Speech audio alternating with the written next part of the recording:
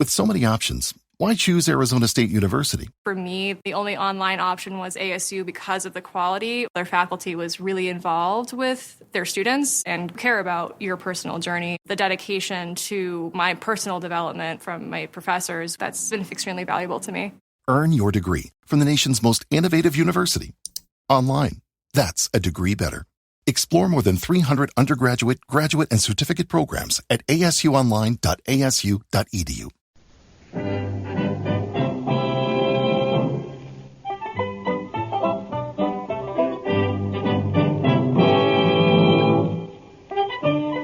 In a moment, you'll hear James Stewart as the Six Shooter, just one of many fine programs brought to you each week on NBC.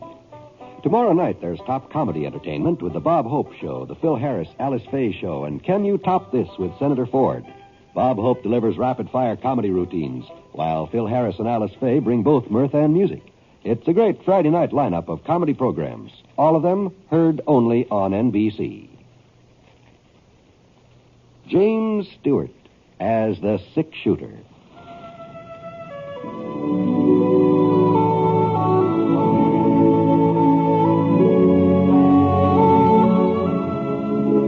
The man in the saddle is angular and long-legged. His skin is sun-dyed brown. The gun in his holster is gray steel and rainbow mother of pearl, its handle unmarked. People call them both the Six Shooter.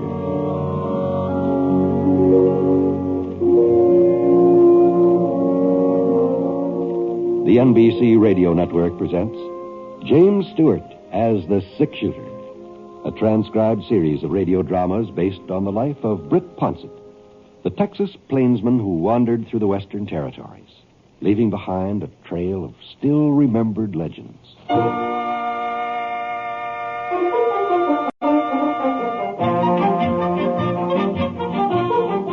This was my first trip into Powder Creek for, 3 months, I suppose.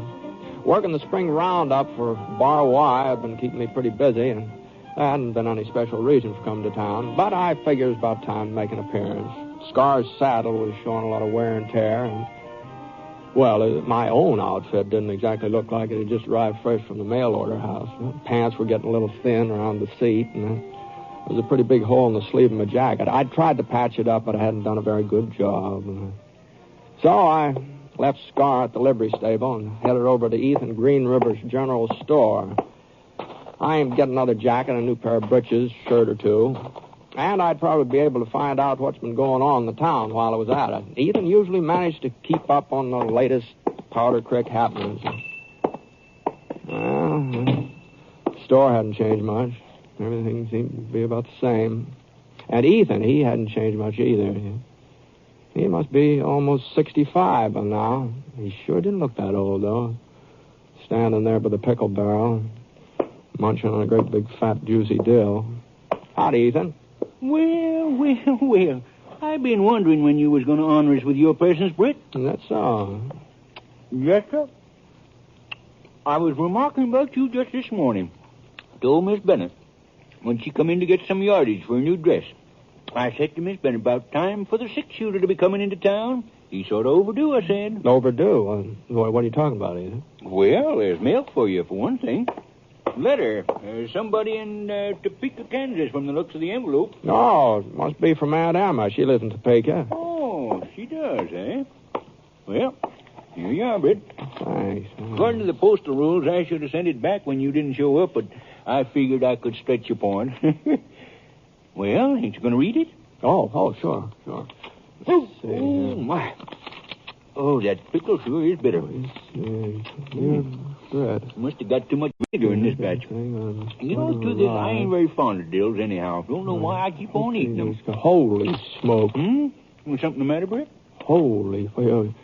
Well, it's a letter from Aunt Emma. She's coming out here to Powder Creek. Oh, going to pay you a little visit, huh? Now, ain't that nice? No, it's more than just a visit, Ethan. Oh? No, she's figuring on settling down here. Well. She aims to make this her home, look. Well, there's lots worse places a body can live. No, but she expects me to live with her. She says she's going to keep house for me. Well, Holy now, smoke. that's real considerate of her. Real considerate. No, indeed. no, but I appreciate her wanting to look after me, but well, doggone it, Ethan. Now, you know I couldn't settle down, not permanently. I'm used to traveling around and living alone and bunking wherever my fancy strikes. You know that. Sure. But maybe it's good for you to take root someplace, huh? You know what they say, Britt? Rolling stone gathers no moss. Living alone does have its disadvantages. Oh, well, now, you're a fine one to talk. Well. I haven't noticed you making any effort to acquire a family. Oh, now, look here. I'm a lot older than you are. Too old to change my ways. But you're still a young buck. You ought to be sort of pliable like. Yes, sir, I think you ought to take your aunt up on this here offer her. You don't think anything of the kind, You Ethan. do. No, you do not. You're just trying to get my goat, that's all. Not at all. I know you. Well, I'll just write Aunt Emma tonight, and I'll thank her for what she wants to do for me. But I'll just explain. I'll just explain to her and tell her. I kind of doubt that a letter would reach her in time to hit her off, Britt. What? Yeah, that one she sent you has been here for several weeks now. Oh, yeah, well, I guess I'll just send her a telegram then. That line out of Powder Creek is still working, isn't it? Oh, yeah. Ain't been a single breakdown lately, not since them Apaches headed south back into their own territory. Yeah, well, that's what I'll do then. I'll just telegraph her. Well, I kind of doubt that a telegram would do much good either. Huh? Seeing as how your Aunt Emma's already in Powder Creek. Yeah, well, I'll send her one anyhow. What? Yes, sir. She got here a week ago last Tuesday. Come in on a Saturday. Brung a whole load of furniture, too. Well, now, hold on, Ethan. No, you're not serious. Well, you're joking Well, about no, it. I'm not. Just you take a stroll over to the old Mac Dennis house. You know, on the corner behind the bank? Yeah. Well, yes, sir. Your aunt rented the place right after she arrived. Must be all moved in by now. Well, I just don't know what to say. I understand she's got your room all fixed up waiting for you. My room? Well, that's what she's here for, ain't it? To look after you. Well, I don't need any looking after. Well, maybe not, but it appears your Aunt Emma's got other ideas. Seems to be a real understanding lady, though. Says it's all right for you to keep Sky if your heart's set on it. To keep Sky... What? Well, she probably don't care much for horses herself, you see. Now, you just listen to me, Ethan Green River. I'm not going to live here on that... I never asked Aunt Emma to go... She shouldn't take it upon herself without my... With... the old Mac Dennis house, you said. Yeah, that's the one. Ain't very fancy, but from here on, it's going to be home sweet home. Hey, Britt? I'll just see about that.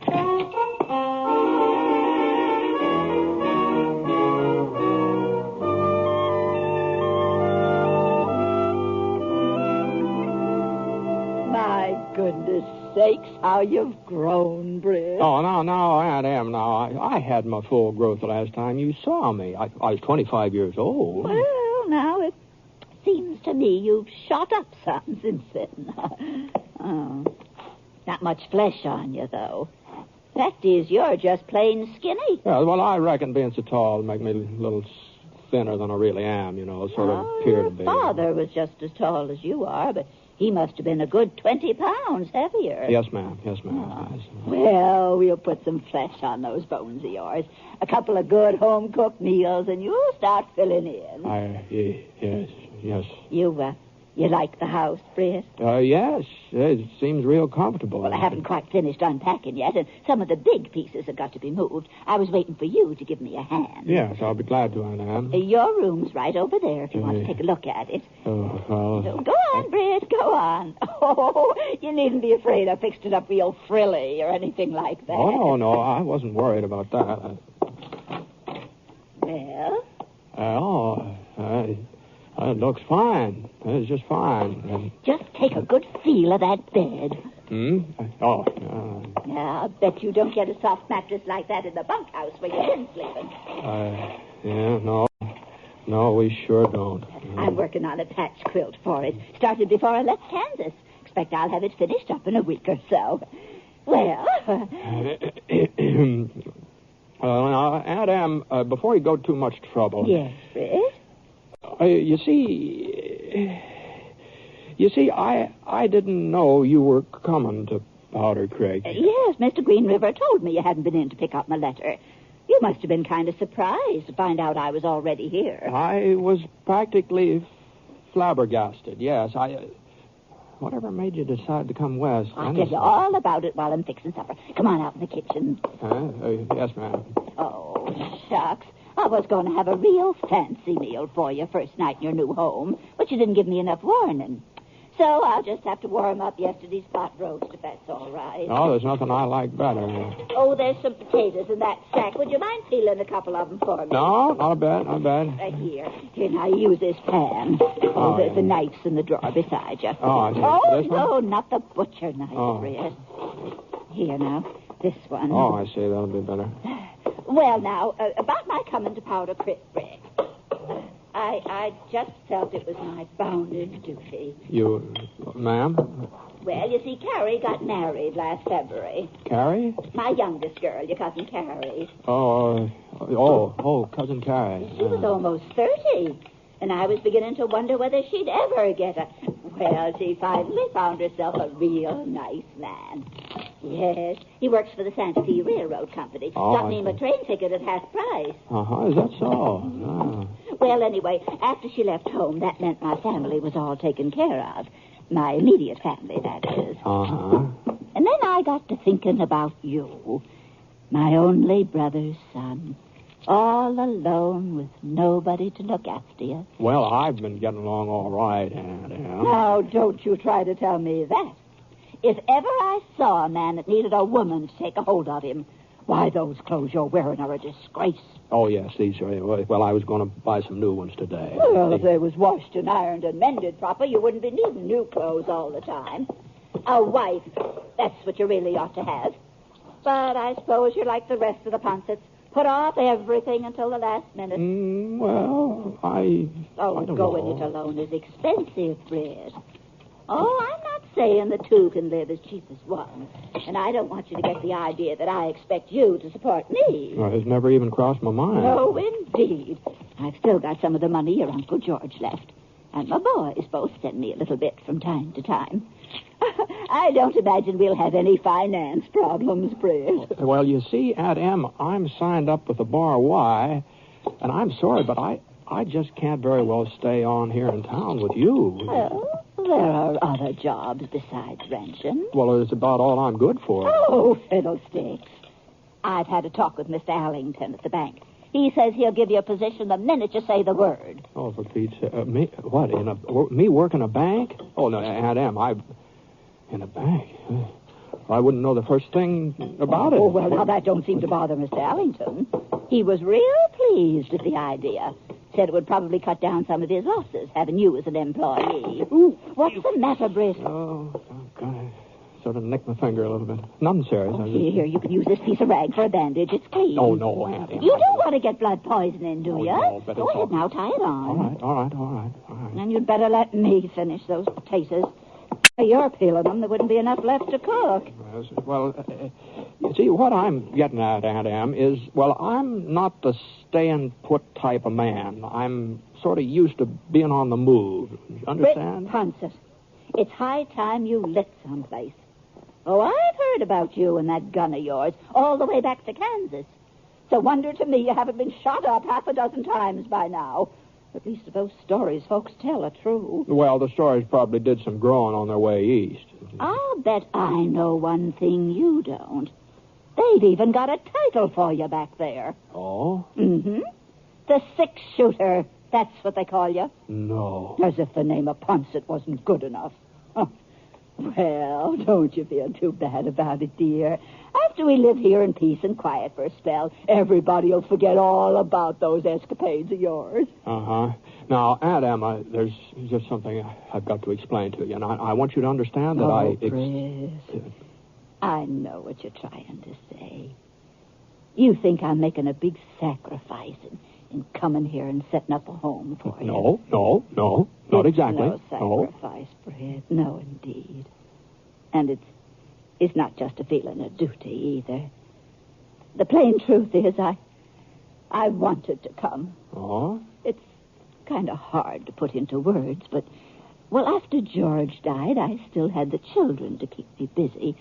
But now there's no one but you. I guess I'm the kind of person that just has to have somebody to worry over. Must be my nature. And I'm only 60, Britt. I ought to be able to run a house for a good 10 years yet.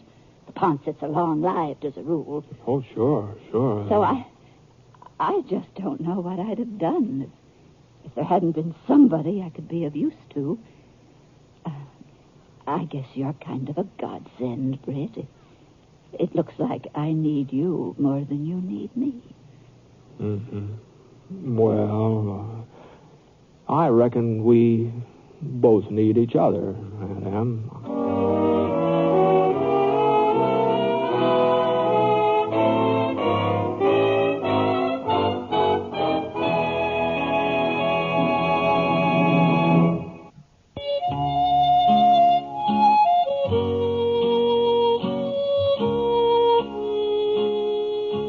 Well, I made out about as well as could be expected that first night I stayed with Aunt Emma.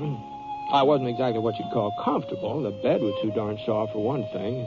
And it wasn't easy getting used to having another person around all the time. Leastways, it wasn't easy getting used to Aunt Emma. I knew she had my best interest. Britt Pauncet, you eat the rest of those turnips. They're good for you. And, before I forget it, don't you think you ought to see about getting a haircut? It's hanging way down the back of your neck. And whenever she asked me to do something, well, I sure didn't have any right to object. They were things that had to be done. And a sack of flour, a spool of number 60 white thread, and some empty fruit jars. I think I'll put up some of that rhubarb out in the garden. Looks real nice to me. And as for the advice she gave me, well, it was probably good advice. It was well worth listening to. I just don't see why you can't try working at the bank, Britt. If you don't take to it, you can always quit. I'm not saying that you have to keep on with it for the rest of your life. Well, after a week, I knew that I couldn't go on much farther, so... And when Dan Porterfield came in, I told him I'd be back at the ranch by the end of the month. But I sure didn't know how I was going to manage it. I just couldn't leave Aunt Em, not without hurting her. She just needed somebody like me to fuss over her. And there wasn't anyone else who seemed to fit the bill. At least nobody I could think of right offhand. Yeah, here's the last of it, Britt. Coffee, salt, bacon, cut material. That's all in it. Yeah, that's all, Ethan. I'll say one thing. You sure surprised me, Britt. I don't see why. Well, I do. I figured you wouldn't stay on with your aunt not more than 2-3 days at the very outside. But by Jiminy, it's over a week now, ain't it? Oh, no, it hasn't been a week, but it couldn't be that long. By George, it is a week anyway. The time sure does fly when a man's contented and satisfied, you know? Huh? Ethan, I'm going to let you in on a little secret. You remember the other day when you first told me Aunt Emma was in town? Sure. Well, now, the truth of the matter is I was kind of upset. I didn't exactly welcome the idea. It ain't no secret, Britt. I guess I know how I'd feel was I in your place. Well, that's just it, Ethan. I never realized what I've been missing all these years. What are you talking about? I want to tell you that I wouldn't give up living with Aunt Em for all the gold in California. In the first place, she's the finest cook that ever lived. Why, her hot biscuits alone is enough to make your mouth water, and that isn't the half of it. She takes care of all my clothes. I can put on a clean pair of socks every day if I have a mind to do it. No. A clean pair every single day if I want to.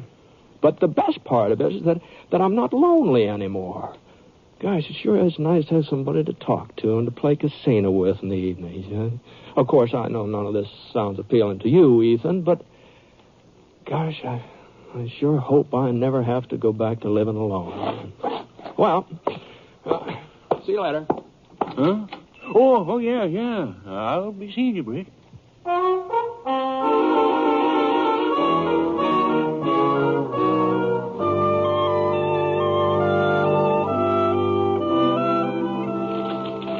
Britt, you forgot to get a wick for the lamp. Oh, yes, guess it did. Well, it sort of slipped my mind. You sure aren't much good at remembering things. Oh, well, I'll go back uptown and pick one up. It'll only take a minute. Never mind. We can do without until tomorrow.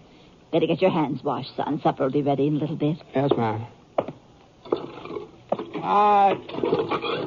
By the way, I had a little chat with Ethan Green River this afternoon. That's nice.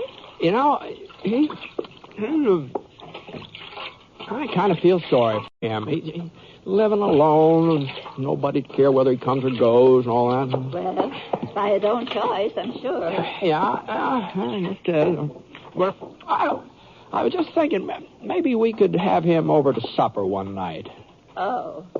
Well, now, Britt, I'm not as young as I used to be, and getting on food for company, that's kind of an effort. Well, but it wouldn't have to be anything special. And besides, it might be nice for you and Ethan to sort of get together, to sort of get a little better acquainted. You don't think I'd so much as look at another man after your Uncle George, do you? I'm surprised. Oh, no, I didn't mean anything like that. Well, I should hope not. Oh, no. No, the fact is, Ethan is kind of spoken for in a way. You don't say. Oh, yes. Maud Hinsdale. She's got her eye on him. Hinsdale? Hinsdale, yes. You know, the soprano in the church choir, the screechy one. Oh. Yes. And come to think of it, somebody was telling me Maud was sort of worried about you when you first showed up, and she was afraid another widow might give her some competition for Ethan. And she's been having trouble enough landing him as it is, you know. Well, she needn't have concerned herself. Oh, she's not concerned now. Not since she's seen you. What? No, at least that's the story I got. Well, for Maud Hinsdale's information, I've had plenty of chances to remarry since your uncle passed on. Oh, sure you have, Annie. I'm sure you have. And now that you mention it, tomorrow night might be a very good time to have Mr. Green River over for supper. I was planning on chicken and dumplings, and there'll be plenty for 3. Well, now, you're sure it won't mean too much work for you? Oh, what's a little work, Britt? This is your home as much as it is mine. Your friends are always welcome. Oh, fine, Anna. That's real generous of you.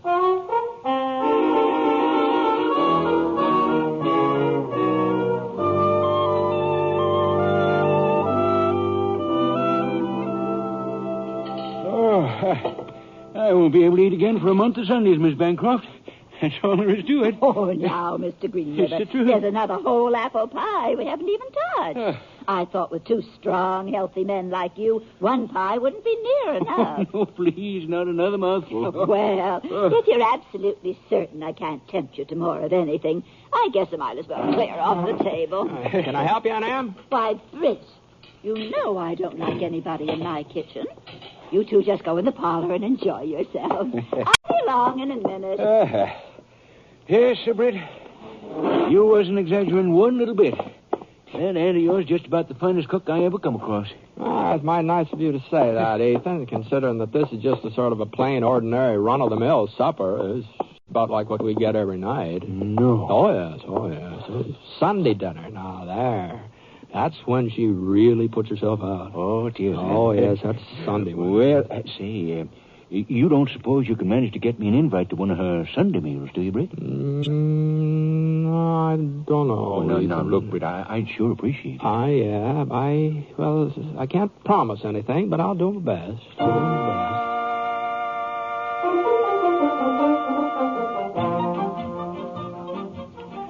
Well, for the next 10 days or so, Ethan was practically a steady boarder at Aunt Emma's. And he sure did put it away, too. Aunt Emma didn't seem to mind. She said she liked to see a man enjoy his food, and Ethan more than obliged her. I tried to leave them alone as often as I could, but as far as I could tell, their friendship just didn't seem to be progressing past the dining room table. Looked like I just have to sort of give Ethan a little touch of spur. So one evening after spare ribs and sauerkraut, while Aunt Em was out in the kitchen doing the dishes. Oh, you gotta let my belt out another notch. That's all there is to it. Ethan. Yeah. There's something I've been meaning to ask you. You're right ahead, Britt. Well, now, you know I'm Aunt Emma's only relative. Uh-huh. In Powder Creek, that is. Yeah. She's sort of my responsibility. Mm-hmm. Well, what I'm getting at is your intentions. My what? Your intentions about Emma. Oh, I see what you're driving at now, Britt. Well, you don't have anything to worry about. I don't? No. I won't deny I'm real fond of Emma, and it's more than just a cooking, too. Under other circumstances, well, I might even consider asking her to marry me. Other circumstances? Yeah, well, you told me how you'd feel if anything happened to upset this little home you've got here, and I'd be the last man in the world to cause you any misery, Brett. Why, you're one of my closest friends. Now, just hold on here a minute. Now, Ethan. look, but you can take my word for it. You and Emma can live on here together just as long as you've a mind to, and I won't do a thing to interfere. But I'd like you to interfere. Huh? If you want to marry Aunt Emma and she wants to marry you, you'd be doing me a favor. No, Britt. I just won't let you make such a sacrifice. A sacrifice? Yes, that's just what it is, a sacrifice. All right, Ethan. You can believe whatever you like, but I've made up my mind. I'm not staying here in Powder Creek. I'm heading back to the Bar Y the first thing in the morning, and after I'm gone, Aunt Em will be all alone here, all alone, unless you plan to do something about it.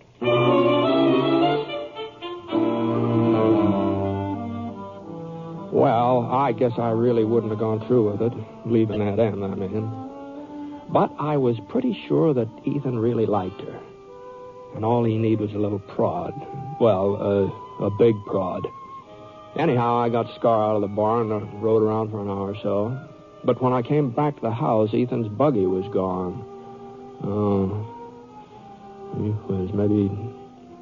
Maybe he hadn't proposed at all, or maybe she turned him down. Well, only one way to find out, and that's go inside. What happened to you, Britt? Oh, well, I just wanted to give Scar a chance to stretch his legs. Oh.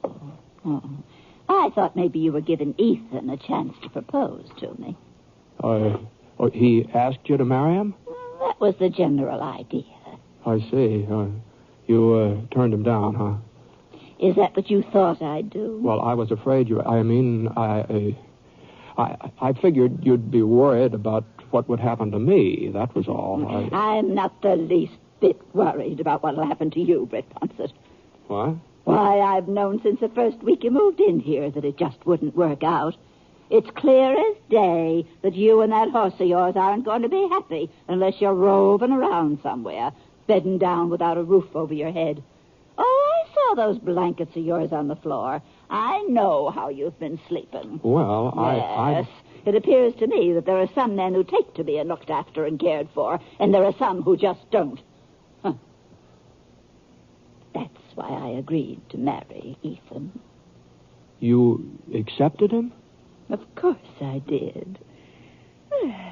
He's the kind of man who'll take to being looked after. Well, I hope you're right, Aunt Em. I sure hope you're right.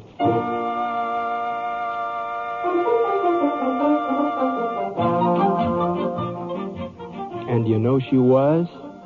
She was 100% right. Why, the next time I came through Powder Creek to visit Aunt Em and Uncle Ethan, well, sir, he was just about the most married man I ever saw. And so help me, he seemed to enjoy it, too. Of course, maybe when I'm his age, I guess I don't need to start worrying about it now.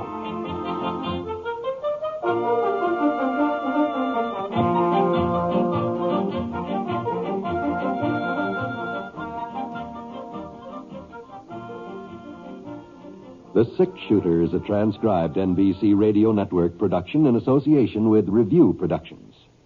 It is based on a character created by Frank Burt and is written by him. Mr. Stewart may currently be seen in the Universal International picture The Glenn Miller Story. Others in the cast were Eleanor Audley and William Johnstone. Special music for this program was by Basil Adlam, and the entire production is under the direction of Jack Johnstone. All characters and incidents were fictitious, and any resemblance to actual characters or incidents is purely coincidental. By the way, you'll be interested in knowing that the Six Shooter has been chosen for broadcast to our men overseas through the facilities of the Armed Forces Radio Services. This is John Wall speaking.